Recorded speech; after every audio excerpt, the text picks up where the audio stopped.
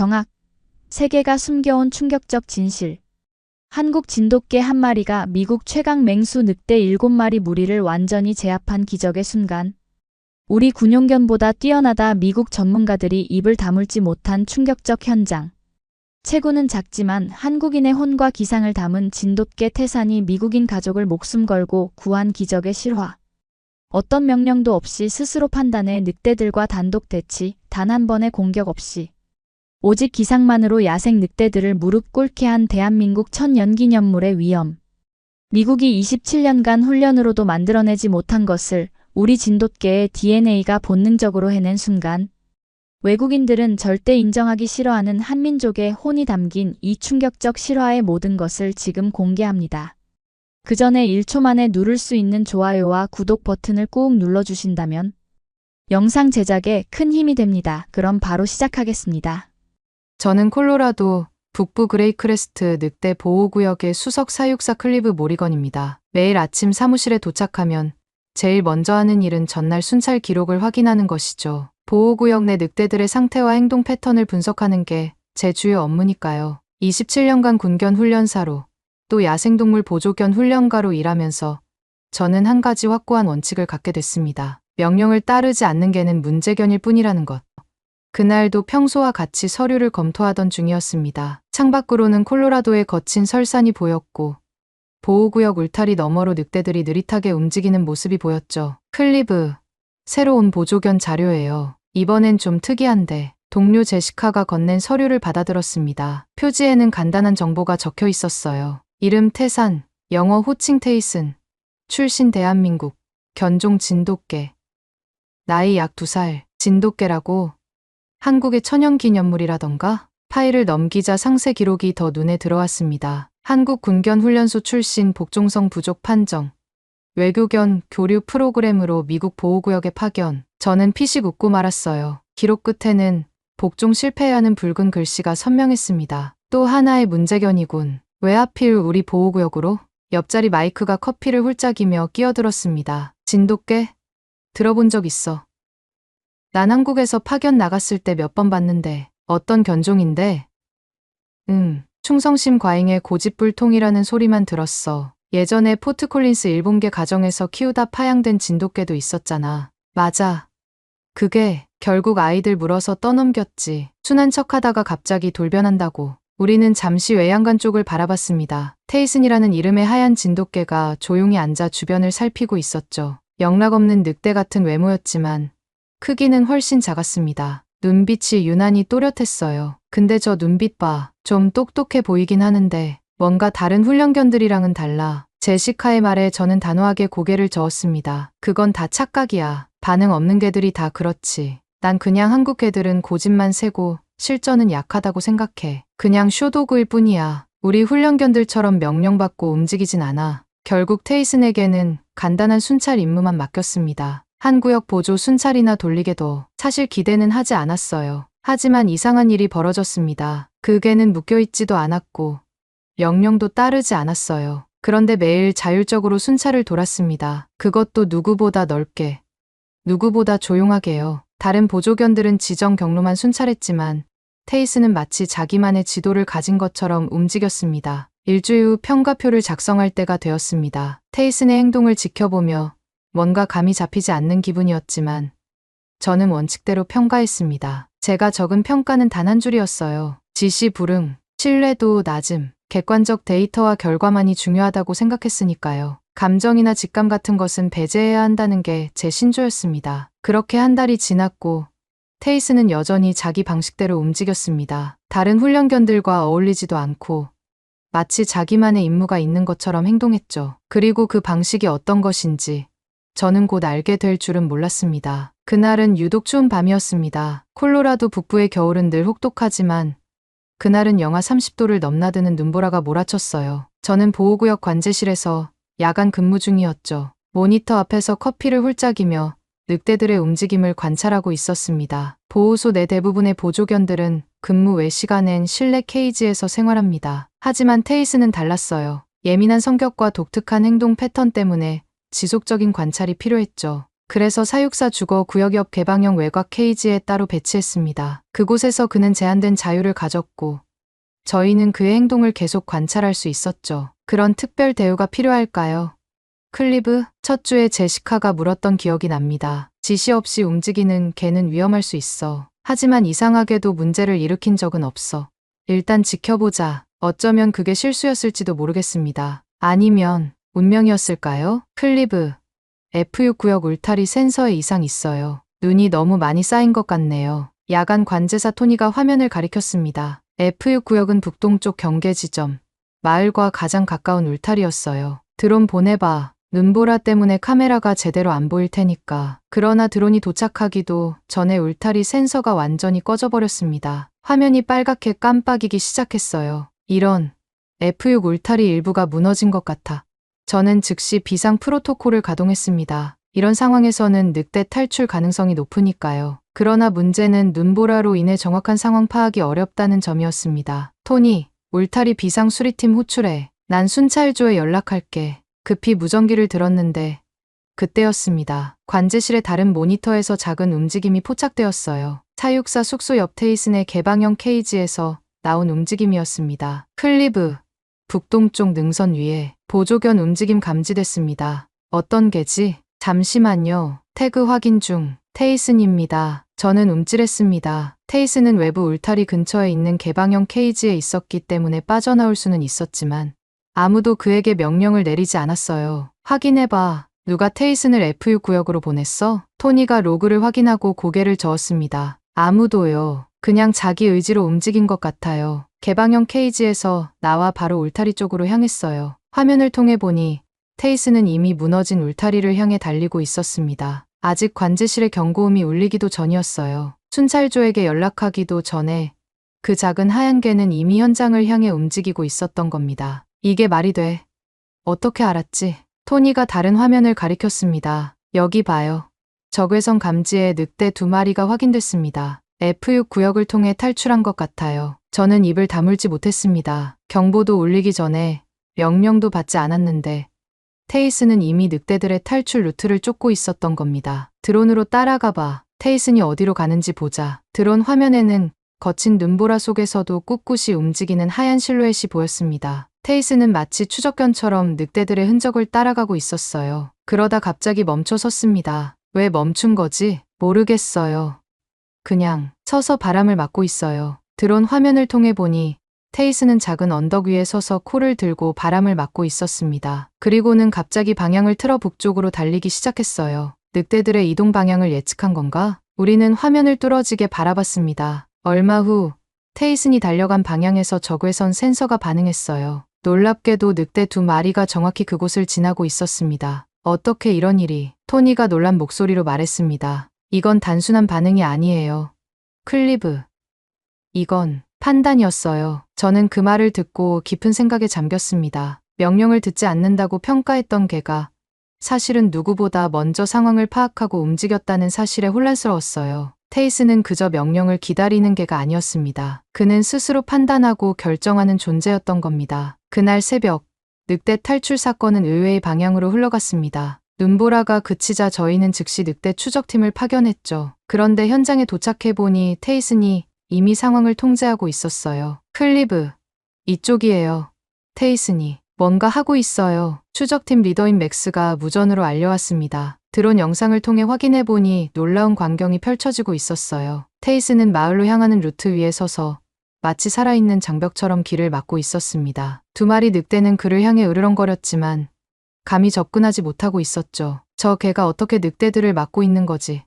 크기도 훨씬 작은데. 맥스가 무전 너머로 의아해하는 소리가 들렸습니다. 저도 이해할 수 없었어요. 테이스는 짖거나 공격하지 않았습니다. 그저 그곳에 서서 늑대들을 응시하고 있을 뿐이었어요. 그냥 지켜봐. 개입하지 마. 이 상황이 어떻게 전개될지 궁금했습니다. 약 30분 후 늑대들은 결국 다른 방향으로 움직이기 시작했어요. 테이스는 그들을 쫓아가지 않고 마을 쪽 루트를 계속 지키고 있었습니다. 마치 자신의 임무는 마을을 지키는 것이라고 알고 있는 것 같았죠. 늑대들이 방향을 바꿨어요. 숲으로 돌아가는 것 같습니다. 결국 늑대들은 보호구역으로 다시 들어가는 길을 찾아 사라졌습니다. 추적팀이 확인한 후 보호구역으로 안전하게 유도했고 울타리도 수리되었죠. 아무도 다치지 않았고 마을 주민들은 이 사건에 대해 알지도 못했습니다. 그런데 다음날 회의실 분위기는 기대와 달리 차가웠습니다. 자, 어제 있었던 F6구역 울타리 붕괴 사건과 관련해 논의해 보겠습니다. 보호구역 책임자인 마이클이 자리에서 일어났습니다. 그는 보고서를 들고 중요한 것을 짚어가며 말했죠. 특히 보조견 테이슨의 행동에 대해 검토가 필요합니다. 무어가 독자 행동이 확인됐습니다. 저는 의아했습니다. 테이슨 덕분에 위기를 빨리 발견하고 대응할 수 있었는데 말이죠. 마이클, 테이슨 덕분에 늑대들이 마을에 접근하지 못했어요. 그게 중요한 거 아닌가요? 그러자 훈련팀장인 스티브가 고개를 저었습니다. 자율적 판단. 그건 충동입니다. 훈련견은 지시 없이 움직이면 안 됩니다. 이건 규정 위반입니다. 모든 개는 명령 체계 안에서 움직여야 합니다. 회의실이 갑자기 두 편으로 나뉘었습니다. 한쪽은 테이슨의 행동을 칭찬하는 사람들, 다른 쪽은 규율 위반을 지적하는 사람들이었죠. 그 개는 명령 체계를 무시하고 자기 판단으로 움직였어요. 다음에는 어떤 일이 벌어질지 누가 알겠습니까? 위험 요소입니다. 하지만 결과적으로 위기를 막았잖아요. 우리보다 먼저 상황을 파악했다고요. 논쟁이 격해지자 마이클이 손을 들어 모두를 진정시켰습니다. 일단 사실만 기록하겠습니다. 테이슨은 원칙적으로 위험 개체로 분류될 수 있습니다. 그러자 동물행동학자인 레이첼이 끼어들었습니다. 잠깐만요. 사실 내일 마을 야영장에 학생들 캠핑이 예정되어 있어요. 이런 제안은 어떨까요? 테이슨을 해제하기 전에 딱 하루만 더 관찰해보는 겁니다. 실제 상황에서 어떻게 반응하는지 마지막 테스트를 해보는 거죠. 마이클이 잠시 생각하더니 고개를 끄덕였습니다. 좋습니다. 내일 야영장 인근에 테이슨을 배치해 관찰하세요. 만약 또 독자적인 행동을 한다면 그때는 확실히 해제하겠습니다. 회의가 끝난 후 저는 테이슨의 공식 기록을 받아들었습니다. 거기에는 이렇게 적혀 있었어요. 독자 행동 지속, 명령 불응, 규정 위반, 위험 개체로 분류 가능, 최종 평가 대기 중. 제 가슴이 무거워졌습니다. 결과는 성공적이었음에도 그 방식이 틀렸다는 판단을 받았기 때문입니다. 이 모순된 상황에 혼란스러웠어요. 숙소로 돌아가는 길에 테이슨의 개방형 케이지 앞에 잠시 멈춰 섰습니다. 그는 조용히 앉아 멀리 산을 바라보고 있었죠. 마치 자신이 내일 마지막 테스트를 받게 될 것을 이미 알고 있는 것처럼 보였습니다. 내일이 내 마지막 기회야, 테이슨. 그가 고개를 돌려 저를 바라봤습니다. 그 눈빛은 두려움이 아닌 평온함을 담고 있었어요. 그날 저녁, 저는 오랜만에 일기를 썼습니다. 결과는 살렸지만 그 방식은 틀렸다는 이 모순. 우리가 중시하는 건 정말 안전인가? 아니면 규칙 그 자체인가?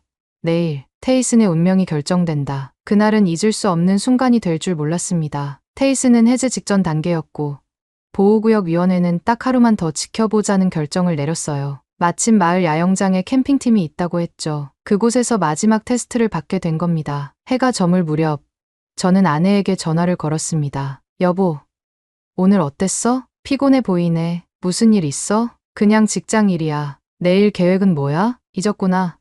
내일 리사 학교에서 야영장 캠핑 행사 있잖아. 우리도 같이 가기로 했어. 아, 맞다. 전화를 끊고 창밖을 바라봤습니다. 콜로라도의 초겨울 바람이 거세게 불고 있었어요. 창문 너머로 테이슨의 케이지가 보였습니다. 그는 지금도 경계를 늦추지 않고 어둠 속을 응시하고 있었죠. 다음 날 아침, 재난이 닥쳤습니다. 클리브, D 울타리가 무너졌어요. 늑대 3마리 탈출 확인. 관제실의 비상경보가 귀를 찢을 듯 울렸어요. D 구역은 야영장 방향이었습니다. 전날 아내와 통화 내용이 번개처럼 스쳐 지나갔어요. 야영장. 거기, 내 가족이 있어. 드론 출동 지연. 바람이 너무 강합니다. 추적팀은 최소 20분 소요 예상. 이 상황은 최악이었습니다. 야영장에는 아이들이 가득했고 저는 여기서 꼼짝없이 지켜볼 수밖에 없었어요. 그 순간 모니터에 하얀 점이 움직이는 게 보였습니다. 테이슨이 움직입니다. 케이지를 빠져나왔어요. 아무도 명령하지 않았는데 테이슨은 이미 야영장 방향으로 달리고 있었습니다. 명령을 따르지 않는다고 비난받던 바로 그 문제가 지금은 유일한 희망이 되었어요. 테이슨, 제발. 무전기에서 소리가 들려왔습니다. 테이슨, 북측 170m에서 늑대와 대치 중. 아이들 모두 무사. 화면에는 작은 하얀 실루엣이 언덕 위에서 늑대들을 막아서고 있었습니다. 테이슨은 아이들 있는 캠프와 늑대 사이에 서서 달려들지도 짖지도 않은 채 오직 그의 존재만으로 위협을 차단하고 있었습니다. 야생의 늑대들이 작은 진돗개 앞에서 물러서는 광경은 믿기지 않았어요. 추적팀 도착. 늑대들 모두 통제 완료. 저는 즉시 야영장으로 달려갔습니다. 아이들은 평화롭게 놀고 있었고 대부분은 아무 일도 몰랐어요. 리사를 발견하자마자 달려가 안았습니다. 아빠, 갑자기 왜 이러세요? 아무것도 아니야. 그냥 보고 싶었어. 아빠, 저기 봐요. 아까 하얀 개가 있었어요. 우리를 지켜줬대요. 딸이 언덕을 가리켰습니다. 테이스는 이미 그림자처럼 사라진 뒤였죠. 사라. 이사, 무슨 일 있었어? 아내는 어깨를 으쓱했습니다. 아이들이 하얀 개를 봤대. 선생님은 그 개가 늑대들을 쫓아냈다고 하는데 우리는 아무것도 못 봤어. 리사가 속삭였습니다. 엄마, 하얀 개가 우리를 지켜줬어. 그 말에 저는 그 자리에 주저앉아 울었습니다. 어떤 직감인지 테이스는 경보보다 먼저 움직였고 명령 없이도 제 가족을 지켰습니다. 그 개가 내 딸을 지켰다. 그날 저녁 테이슨의 파일에는 새로운 문구가 적혔습니다. 자율적 판단 능력 확인됨. 위험 판단 우수. 보호 본능 탁월. 위험 개체에서 영웅으로 테이슨의 운명이 바뀌는 순간이었습니다. 폭설 이후 밤 11시 보호구역의 공기는 팽팽했습니다. 저는 관제실에서 야간 근무 중이었죠. 창밖은 칠흑같이 어두웠고 늑대들의 울음소리만 간간히 들려왔습니다. 테이슨 덕분에 제 가족이 무사했던 그 사건 이후 그는 보호구역의 작은 영웅이 되었죠. 더 이상 위험 개체가 아니라 공식 순찰견으로 인정받았습니다. 클리브,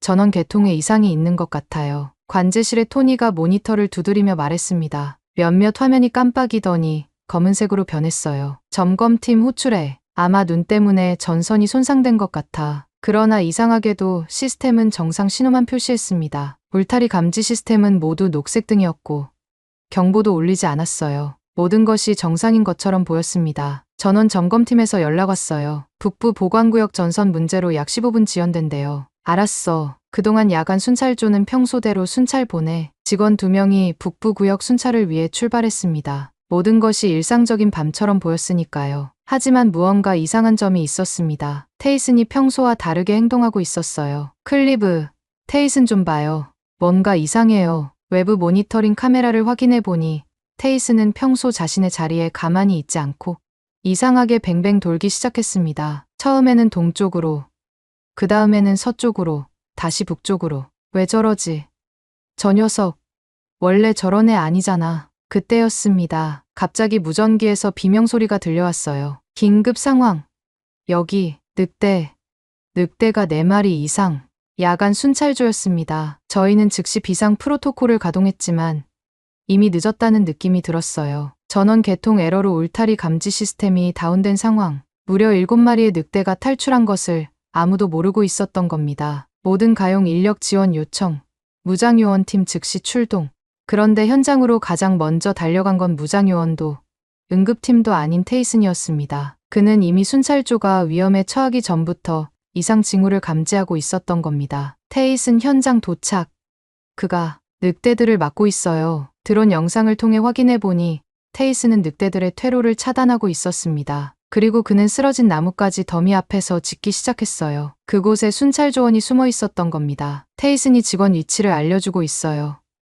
구조팀, 그쪽으로 접근하세요. 결국 순찰조원 2명 모두 무사히 구조되었습니다. 한 명은 팔에 긁힌 상처가 있었지만 생명에는 지장이 없었어요. 무장요원팀이 도착한 후 늑대들은 모두 보호구역으로 안전하게 돌아갔습니다. 공식 보고서에는 이렇게 기록되었습니다. 진입 경보 오류로 아무도 몰랐던 위기 상황. 진돗개 테이슨이 아니었으면 사상자 발생 가능성 매우 높음. 저는 한참을 침묵하다 이렇게 덧붙였습니다. 이번에도 그 개가 먼저 움직였다. 테이슨은 경보가 울리기도 전에 누구의 명령도 없이 위험을 감지하고 행동했습니다. 그는 단순한 보조견이 아니었어요. 보호구역 전체에 안전망이 되어 있었습니다. 테이슨의 영웅적 활약 이후 며칠간 보호구역에는 긴장감이 감돌았습니다. 아직 남은 늑대 무리 3마리의 위치가 오리무중이었거든요. 경계망은 정상 복구됐지만 직원들 사이의 불안감은 여전했습니다. 특이한 점은 테이슨의 행동이었어요. 매일 아침 그는 북쪽 구구역의 바위 능선에 앉아 움직이지 않았습니다. 마치 무언가를 기다리는 것처럼 보였죠. 사람들은 이유를 알 수 없어 의아해했습니다. 어느 날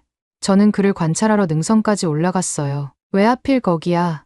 테이슨. 그는 저를 한번 쳐다보더니 다시 시선을 먼 곳으로 돌렸습니다. 무언가를 지켜보고 있는 듯했어요. 저는 쌍안경으로 그가 바라보는 방향을 살폈지만 특별한 것은 보이지 않았습니다. 뭘 보고 있는 거야? 대답은 없었지만 직감적으로 테이슨이 무언가를 알고 있다는 느낌이 들었습니다. 그날 저녁, 저는 동물행동학자 레이첼과 상의했어요. 진돗개는 영역의식이 강한 개예요. 어쩌면 그는 약점을 감지한 걸지도 모릅니다. 그리고 바로 그날 밤, 레이첼의 말이 현실이 되었습니다. 3마리 늑대가 바위 능선 뒤편 저지대를 통해 접근한 것이 감지된 거예요. 경보가 울리고 직원들이 출동 준비를 하는 동안 현장에 있었던 건 단 한 마리의 개, 테이슨뿐이었습니다. 드론 즉시 투입. 테이슨의 안전을 확보해. 하지만 우리가 본 광경은 놀라웠습니다. 테이슨은 싸우지 않았어요. 그는 능선을 등지고 늑대들의 정면을 마주보며 단 한 번의 지짐도 없이 그들을 응시하고 있었습니다. 저건 대치인가요? 레이첼의 목소리가 떨렸습니다. 아니요. 저건 대치가 아닙니다. 약 2분간 긴장된 침묵이 이어졌습니다. 그리고 놀랍게도 늑대 무리는 뒷걸음질 치기 시작했어요. 마치 테이슨을 알고 있다는 듯이 그의 영역을 인정하는 것처럼 보였습니다. 믿을 수 없어. 레이첼은 감탄했습니다. 저건 신체 제압이 아닙니다. 영역의 선언입니다. 테이슨은 이미 그 땅을 자신의 거지라고 말한 거예요. 그날 이후 해당 루트를 통해 들어오는 늑대는 단 한 마리도 없었습니다. 테이슨은 물리적 충돌 없이 늑대들을 순화시킨 겁니다. 그는 늑대들의 언어로 그들과 소통했던 거죠. 이 사건은 직원들에게 깊은 인상을 남겼습니다. 이제 테이슨은 단순한 보조견이 아니라 보호구역과 늑대들 사이의 가교 역할을 하고 있었어요. 그는 힘이 아닌 존재감으로 질서를 유지했습니다. 저는 그날 일기에 이렇게 적었습니다. 테이슨은 늑대를 무력화시키지 않았다. 그는 늑대의 마음을 꺾었다. 어쩌면 우리가 모르는 더 깊은 소통 방식이 있는 걸지도 모른다. 테이슨의 명성은 보호구역을 넘어 퍼져나갔습니다. 어느 순간부터 그는 단순한 순찰견이 아니라 자신만의 방식으로 보호구역을 지키는 수호자가 되었어요. 가장 놀라운 발견은 그의 순찰 패턴이었습니다. 클리브, 이것 좀 보세요. 동물행동학자 레이첼이 제 사무실로 찾아왔습니다. 그녀는 두꺼운 지도를 펼쳤어요. 이건 테이슨의 6개월 동안의 이동 경로예요. 위성 추적기로 기록했죠. 지도에는 복잡한 선들이 그려져 있었습니다. 처음에는 무작위로 보였지만 자세히 보니 뚜렷한 패턴이 있었어요. 그리고 이건 우리 AI 드론이 계산한 최적 순찰 경로입니다. 두 지도를 겹쳐보니 놀라운 일치율이 보였습니다. 테이슨은 스스로 만든 경로가 최첨단 AI가 설계한 경로와 96% 일치했던 겁니다. 어떻게 이런 일이? 테이슨은 본능적으로 지형을 파악하고 취약 지점을 감지합니다. 그가 다니는 경로를 따라 늑대 접근율이 0%예요. 야생동물 피해 건수도 0건이고요. 보호구역은 테이슨 덕분에 최상위 보안 등급을 획득했습니다. 그의 순찰 패턴을 기반으로 한 새로운 보안 프로토콜이 만들어졌고 다른 보조견들도 그의 경로를 따라 훈련받기 시작했어요. 마을 사람들도 테이슨의 이야기를 알게 되었습니다. 특히 야영장 사건 이후 테이슨은 아이들 사이에서 전설이 되었죠. 어느 날 마을 입구에 주민들이 손수 만든 명패가 걸렸습니다. 이 마을은 한국 진돗개 테이슨이 지켰습니다. 딸 리사가 명패를 보며 물었습니다. 아빠, 테이슨은 왜 그렇게 특별해요? 저는 딸의 어깨에 손을 얹으며 말했습니다. 저 개는 한국이라는 나라가 만든 정신이야. 명령을 따르는 게 아니라 스스로 판단하고 책임지는 개지. 처음에 지시불응이라고 평가했던 그 개가 이제는 미국 국방부가 행동 모델로 채택 검토 중인 존재가 되었습니다. 테이슨의 독특한 판단력과 위기 대응 능력은 많은 연구자들의 관심을 끌었어요. 보호구역에서는 테이슨을 모델로 한 새로운 훈련 프로그램이 시작되었습니다. 명령복종 체계에서 감지, 판단, 행동 체계로의 전환이었죠. 물론 모든 개가 테이슨처럼 될 수는 없지만 그의 방식에서 배울 점은 분명했습니다. 저 역시 테이슨에게서 많은 것을 배웠습니다. 27년간 명령이 전부라고 생각했던 제 견해는 완전히 바뀌었어요. 때로는 명령보다 자율적 판단이 더 중요할 수 있다는 것을 깨달았습니다. 클리브, 미 육군 특수견 연구팀에서 연락이 왔어요. 테이슨의 훈련법에 관심이 있대요. 훈련법이라. 저는 쓴웃음을 지었습니다. 테이슨은 훈련받은 게 아니야. 그는 스스로 길을 찾은 거지. 어쩌면 그것이 진정한 동반자의 의미인지도 모르겠습니다. 명령하고 복종하는 관계가 아니라 서로 신뢰하고 함께 성장하는 관계. 테이슨은 그것을 가르쳐준 스승이었습니다. 1년 후, 저는 테이슨과 함께 바위 능선 위에 앉아 있었습니다. 콜로라도의 석양이 산맥을 붉게 물들이는 오후였죠. 그동안 많은 것이 변했습니다. 테이슨의 활약은 다큐멘터리로 제작되어 미국 동부 8개 주에 방영되었고 그의 이름은 야생동물 보호 분야에서 작은 전설이 되었습니다. 생각해보면 운명 같았어. 테이슨은 저를 바라보았습니다. 그 눈빛은 여전히 첫날과 같은 깊이를 간직하고 있었어요. 처음 만났을 때는 그저 지시불응이라 평가했던 그 눈빛이 이제는 세상에서 가장 지혜로운 눈빛으로 느껴졌습니다. 우리 사무실로 온 첫날을 기억해. 모두가 너를 의심했지. 나도 그랬고 돌이켜보면 부끄러웠습니다. 저는 이름난 훈련사였지만 결국 테이슨을 제대로 이해하지 못했어요. 그는 복종하도록 만들어진 개가 아니라 책임감으로 움직이는 개였으니까요. 클리브 국립공원 관리청에서 왔습니다. 레이첼이 능선 아래에서 불렀습니다. 지금은 테이슨 훈련법 연구팀장이 된 그녀도 많이 변했어요. 곧 내려갈게. 마지막으로 한 번 더 테이슨의 머리를 쓰다듬고 자리에서 일어났습니다. 회의실에는 정장을 차려입은 사람들이 기다리고 있었어요. 모리건 씨, 테이슨 프로젝트에 대한 평가가 완료되었습니다. 국립공원 관리청장이 서류를 펼쳤습니다. 결과는 놀라웠습니다. 테이슨의 행동 모델은 이제 미국 국방부에서 공식적으로 채택되었습니다. 자율 판단형 보조견 훈련 프로그램으로 명명되었죠. 저는 쓴웃음을 지었습니다. 테이슨은 훈련으로 만들어진 게 아니었으니까요. 그는 그저 자신의 방식대로 살았을 뿐입니다. 회의가 끝난 후 저는 집으로 향했습니다. 오늘은 특별한 날이었어요. 딸 리사의 10번째 생일이었습니다. 집에 도착하자 리사가 문 앞에서 기다리고 있었어요. 아빠, 테이슨은 어디 있어요? 곧 데리고 올 거야. 오늘 특별한 선물이 있어. 저녁 식사 후 저는 리사에게 작은 상자를 건넸습니다. 안에는 테이슨의 태그가 달린 목걸이가 있었어요. 이게 뭐예요? 테이슨이 이제 공식적으로 우리 가족이 되었다는 증표야. 더 이상 보호구역 소속이 아니라 너의 보호자가 된 거지. 리사의 눈이 커졌습니다. 정말요? 테이슨이 우리랑 살 수 있어요?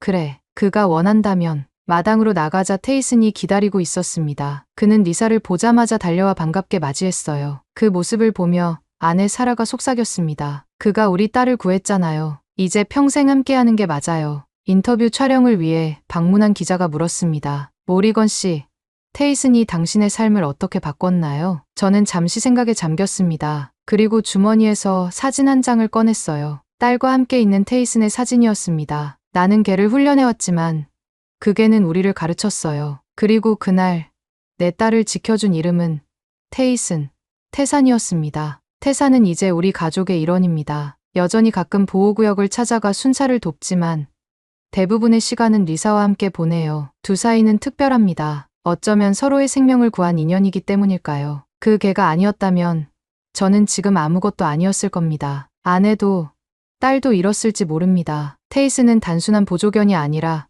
우리 삶을 바꾼 존재였습니다. 이것이 바로 우리의 진돗개입니다. 자신보다 큰 맹수와 맞설 때도 두려움 없이 스스로 판단하고 지켜야 할 것을 지키는 그 모습이 우리의 정신과 닮아있지 않습니까? 험한 산과들에서 수천 년을 이어온 우리 민족의 반려, 조상들이 천연기념물로 지정해 지켜온 이유가 이제야 세계에 증명되고 있습니다. 오늘 이 이야기를 들으시며 어떤 생각이 드셨나요? 혹시 예전에 진돗개를 키우셨던 기억이 있으신가요?